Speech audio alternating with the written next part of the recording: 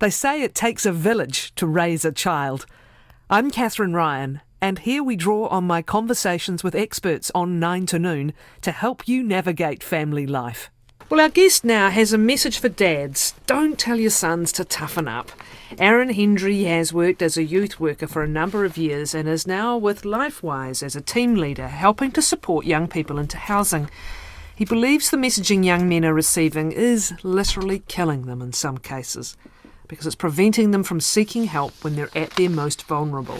So what kinds of conversations should fathers be having with their sons instead? Aaron, good morning. Kia ora, how are you? Really good, thank you. Could you tell me a little bit more about the work that you do and the kinds of people that you work with, the kinds of situations they're in, I guess? So I've been a youth worker for, 8 to 9 years now, and I've worked in a variety of contexts in schools, in the local community and churches. Currently working for LifeWise, and we're supporting young people who are homeless or at risk of homelessness and supporting them into housing. And as you can imagine, there's a lot of concerns there for a lot of people's mental health. We're in that really vulnerable position. So, we support them to gain the skills to independence and reach the services that they need to get help. What are their family situations and their parental relationships? Is it the full range? Yeah, a lot of the young people that we work with, they have a lot of disconnection from their whānau. For whatever reason, they haven't got a lot of supports around them, and so we come around as that whānau support to start helping them access the supports that they need. But we work with a lot of young men, as you can imagine, who, for whatever reason, are struggling with mental health challenges too. And this whole thing around, we talk about toxic masculinity, is part of, I think, what stops them from reaching out for help. What are the messages they get and how that your feelings are all about you just toughening up and just bearing through it? Yeah, I think it's what we're modelling to young men from a young age. Obviously, there's those phrases, man up, toughen up, that is, really etched into our psyche. But for a lot of young men, there's only really two emotions we allow them to have. And on one side, it's anger and rage, and on the other side, you could be the joker, but we often don't allow young men to process their emotions and actually be vulnerable, to show, weakness, to cry. So those are things that a lot of young men aren't given permission to do. And so that, as you can imagine, causes a lot of harm, because when our young men are vulnerable, when they're suffering from depression or any form of mental illness, they bottle it up, they don't seek help. And we see a lot of young men who are going through, you wouldn't really know unless you ask what they're going through, but they're just pushing it down and not seeking the help when they need it. What is it that fathers are missing sometimes? This is an age too, of course, where there's not a lot of verbal communication often. It can be monosyllabic or even mono-word. What are some of the signs that people may be missing, that this isn't just a case of can't be bothered getting out of bed, can't be bothered going to work or turning up for work, or has missed an appointment they'd promised to make and mum's upset or someone else is upset? What are some of the signs to look for that something deep is going on? Yeah, I guess when you're seeing young people, not engaging with, things that they're passionate about, starting to pull back, that's one sign. Aggressive behaviour, sometimes young men especially, they respond, they cover up their emotions by responding aggressively, and this is something that as men we've modelled as a way to, approach things, so getting angry and processing things that way is another sign. But sometimes young people are, covering it up and not showing signs. They might be from one level looking like they're doing okay. And I think one of the things we're missing as fathers is actually asking, how are you doing? And providing space for young people to be vulnerable and be open about what they're going through. I know for myself, when I became a father, it was really crystal clear to me that my son will learn a lot more from what I do and than what I say. And so for me, the challenge is how do I be vulnerable in front of my son? How do I show him that it's okay to not be okay? It's okay to cry. It's okay to have these emotions, and it's okay to ask for help. think that's the big thing that we can do. What do you think is some of the cultural backdrop of this? I suppose it's, the sort of the staunch. We think of the robust farmers, and interesting we raise this given the mental health, desperate mental health situation actually among many of our young farmers. Whether it's that or the sort of the sporting, the sporting's the classic situation, isn't it, for the whole just toughen up and keep training. What are the other sort of deeper cultural norms that you believe are part of this that completely well-intentioned men might want to rethink about with their sons or check themselves just to see if it's happening? Yeah, I guess it's once again that toughen up, man up mentality, and there's some good things in that culture of when things are hard, we keep going, we push through. But the other side is we've created a culture where young men don't have permission to seek help or be vulnerable. I see it a lot with I guess especially in the rugby culture, growing up seeing sort of young men who were, hurting or severely injured, concussion or whatever that is, being told, toughen up, get back on that field. Weakness is seen as something which I guess is mocked and not seen as something that men can have. So I think there's a lot of work for us to do to actually reframe what it is to be a man, to redefine masculinity for our young men. And that means, as men, taking ownership of that. We have to model that. We need to start actually showing vulnerability ourselves and creating space for young people to be vulnerable and be open about what they're going through. It's easier said than done in some ways, isn't it? What are some of the practical ways people can actually practice this instead of resorting to a well-learned response, and possibly a response that's worked for them or has worked for another kid, but might not work for this one? Yeah, it is hard, and it takes a lot of courage, I think, to start modelling this sort of stuff, especially if you've come through it and you're like, okay, I don't really need to focus on this anymore. But I think it's about just starting to open up, be real about where you are and what you're going through. Often in my work, we'll run sort of youth development groups, and part of that is we learn that when we as facilitators share what we're going through or have gone through and be open and vulnerable, that creates an environment for the young men to actually speak up and share what they're going through. I think there's this myth within New Zealand culture that men don't want to talk about their emotions. I think we're more being conditioned not to. My experience over the years has been that when you create a safe space for young men to talk about what they're going through, they open up and they share the depth of what's going on for them. And I've seen young men be very vulnerable. Some of the toughest, staunchest guys you might know actually open up and be real about what's happening. But the first step, I think, is practicing that vulnerability with people that you feel safe with, I guess, and starting to share that and be open about it with others. It's a really interesting observation, that need to create a space. And often you will observe that intimacy with men, that personal intimacy with men, when they're in a setting just with one other, after be hugely stereotypical and talk about after a sports practice. I can think of one actual example about this. Or having a beer after work. It's often that one-on-one, side-by-side situation where the conversation will be had between father and son, when there's a lot of the I'm the father, you're the son behaviour ingrained, quite rightly so. Do you need to almost create a space so that you don't fall into the normal behaviour of why haven't you this or where's this, or looking staunch and in control yourself? Do you need to actually practically try and create some opportunities? Yeah, I think you do, and I think it's about being really aware. We're not going to get it right every time. I know I still revert back to those old narratives sometimes. An example was just the other day, my young boy was sort of sitting down crying about something, and the first thing in me was like, oh, you're all right, toughen up.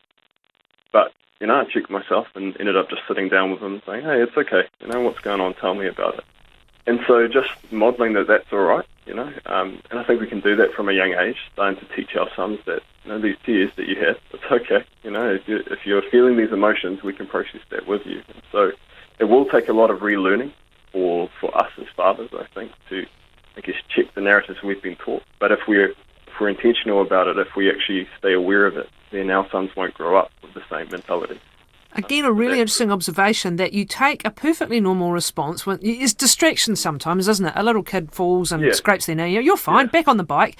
And that's a perfectly legitimate response. But what you're saying is, if you open up the odd opportunity when they're young to acknowledge someone's upset and they're crying and to treat it differently and to sit and ask them to talk, you're actually beginning to train them into a response they might be reluctant to make when they're a little bit older if it hasn't become normal. Yeah, it's about teaching, I guess, emotional maturity, that young people can actually learn how to cope with their emotions. A lot of what we see with the young people we work with is they haven't learned how to manage their emotions. So, they get to a space where they're extremely vulnerable and they start to try and mask what's going on through, whether it be addiction or, at-risk behaviour, because they don't know how to deal with those emotions that they're experiencing. And so from a young age, we can teach them how to do that. And it takes acknowledging that those emotions exist and then, sitting with them and helping them process that. And so don't tell boys, hey, just toughen up, get over it. Don't try to distract them from it. Say, okay, this is hard. This is a disappointment that you've had, or this is a hard thing, and you're hurt because of that. I can see that. Tell me about what's going on. Actually open up the dialogue and let them process that. And by doing that, you're teaching them that this is a healthy way to respond to this emotion. I can experience this emotion, and it's okay for me to talk about it. Why do you believe boys are vulnerable to depression? And at what sort of stage, particularly from your experience, can this become a problem for them?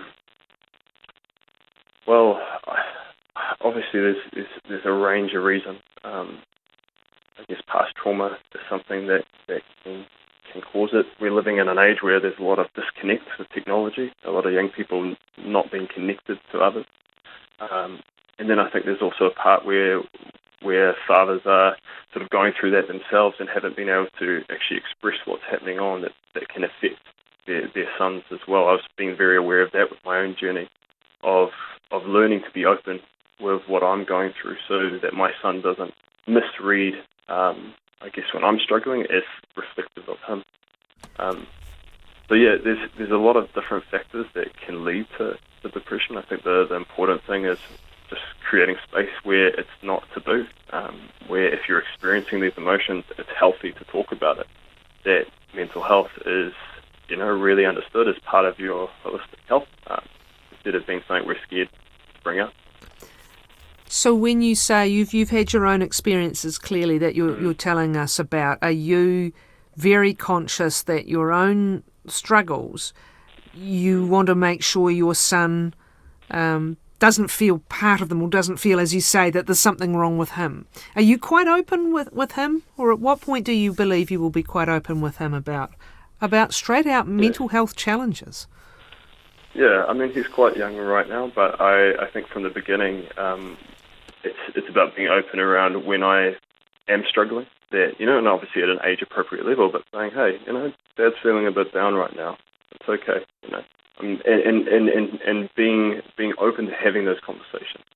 Obviously at an age-appropriate level, that's, understandable for him, but so he understands that, same as when you're sick, you tell your son, hey, I'm just going to take some medicine. Okay, Dad's not feeling too well, I'm going to go talk to someone about this. We can model those things from an early age, and actually teach our sons through how we live that this is an appropriate way to deal with this. Are mental health campaigns or greater awareness of mental health, very high-profile TV campaigns, the great websites that are available now, are they having an impact on changing some of these conversations? They're often targeted at, I guess, the individual themselves seeking help, isn't it? Your word is you as a father need to be on the lookout and with the skill set, the right kind of responses.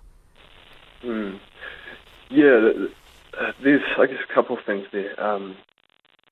The mental health campaigns are obviously creating more awareness, and we're having more public kōrero about these things, which is great. But I think I've noticed that there hasn't been a lot of shift.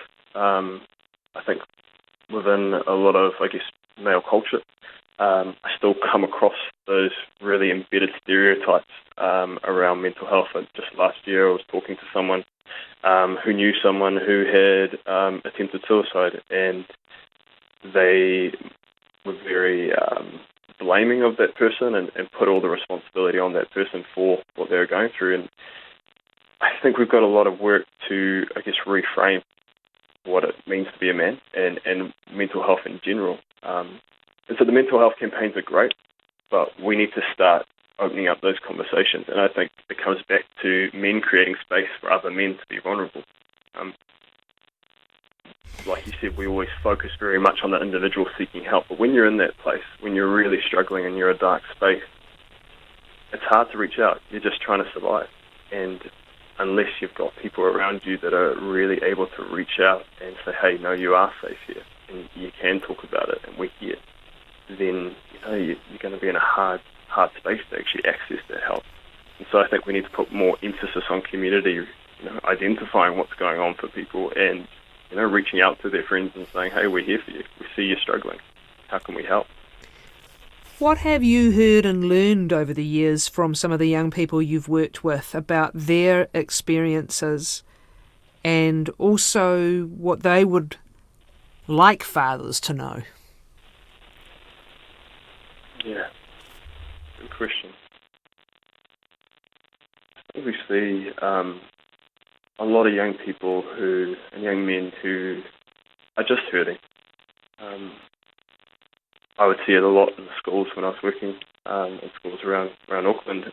You'd get young people being pulled up in front of, principals and in huge trouble for acting out. And when you actually sit down and ask, hey, mate, what's going on? They would just be hurting and not wanting to talk. And I remember sitting down with a young man several years ago, and I'd only known him for 2 minutes, and I asked him how he was going, and he told me everything, real deep stuff that's going on for him. And no one had actually asked him, how are you doing? What's going on for you? We sometimes just expect our young men not to want to talk about those things, or so we defer. We don't face it head on. But I think a lot of young men, if you give them an opportunity, if you sit down with them, if you're genuine, they'll open up. And that's one of the biggest things we can do to actually help our young men process this and be a huge protective factor around. It's just really sitting down and just saying, how are you doing and what's going on? And I'm here for you.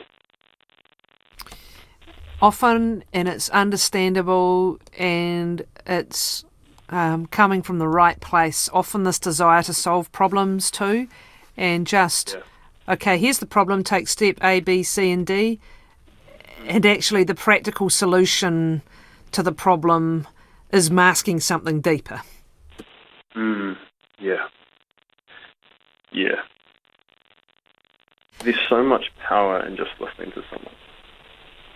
We can be quite solution focused, so the temptation is there to give advice and just say, hey, if you do this or if you do that, you'll be okay. But sometimes what people need is just to listen to them, just to sit with them and say, hey, yeah, this sucks. Tell me what's going on, and be there for them. Those steps after can come, but first I think we need to give people space to talk and to be real about where they are and what they're going through. Thanks very much, Aaron. The other thing that just occurs to me, looking at your work in helping people find housing, just how important is this to a person in their teens or early 20s who might be in a vulnerable situation for one or multiple reasons, to get a decent place, a decent roof over their heads? How important is that to their well-being and their progress? Oh, that's huge. Youth homelessness is a massive issue across Auckland and I guess across New Zealand.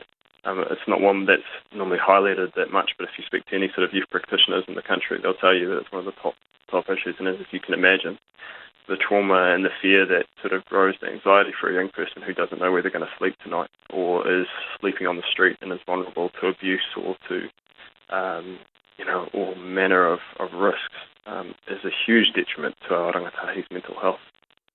So the quicker we solve that crisis, I think, the better for our young people in general.